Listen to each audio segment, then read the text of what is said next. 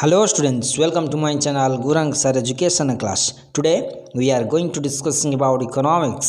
Economics रो आज गोटे important topic ऊपर हम discussion करिबा कोन ना द्रव्यर श्रेणी विभाग.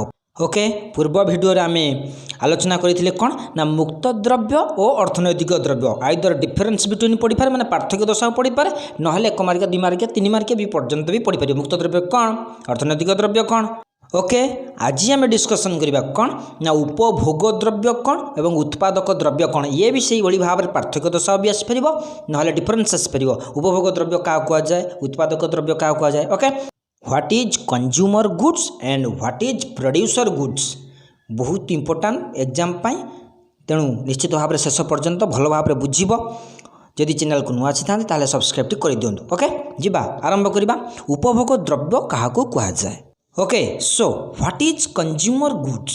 ओके उपभोग द्रव्य कौन जो द्रव्य समूह मानवीय अभाव को प्रत्यक्ष भाव पूरण करि सेगुड़ी को उपभोग द्रव्य बा खाउटी द्रव्य मध्य कहुए.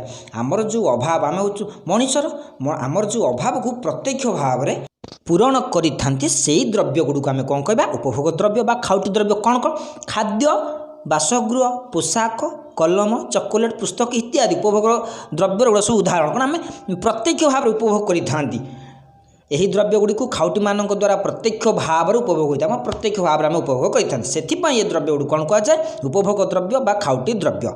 ओके बुझीगला. सो एबे आमे नेक्स्ट को जीवा कौन ना उत्पादक द्रव्य क्या कहुए. What is producer goods. Okay जो द्रव्य गुड़िक अन्य द्रव्य उत्पादन पर व्यवहृत होता है ताहाकू उत्पादक द्रव्य कहुए. कौन ना गोटे द्रव्य उत्पादन जोड़ा सब साहाय्य करती जार साहाय्य नि जाए व्यवहार करा जाए कौन कौन मेसीन सार ट्रैक्टर इत्यादि उत्पादक द्रव्यर उदाहरण. ये जो मेसीन साहाय्य गोटे द्रव्य उत्पादन करती से मेसीन को कहला उत्पादक द्रव्य. ओके तो आम धान चाष माने धान उत्पादन करने सार प्रयोग करती से सार को कहला उत्पादक द्रव्य. ट्रैक्टर भी यूज करती से ट्रैक्टर को कहला कौन ना उत्पादक द्रव्य.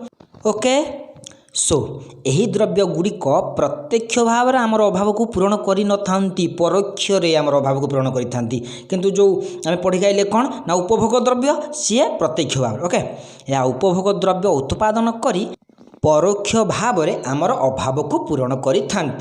ओके बुझेगा माने जो द्रव्य माने उत्पादन गोटे द्रव्य उत्पादन से व्यवहार कर तार साहाय्य नहीं था से द्रव्य को आम कौन कहवा ना उत्पादक द्रव्य प्रोड्यूसर गुड्स. ओके बुझीगला.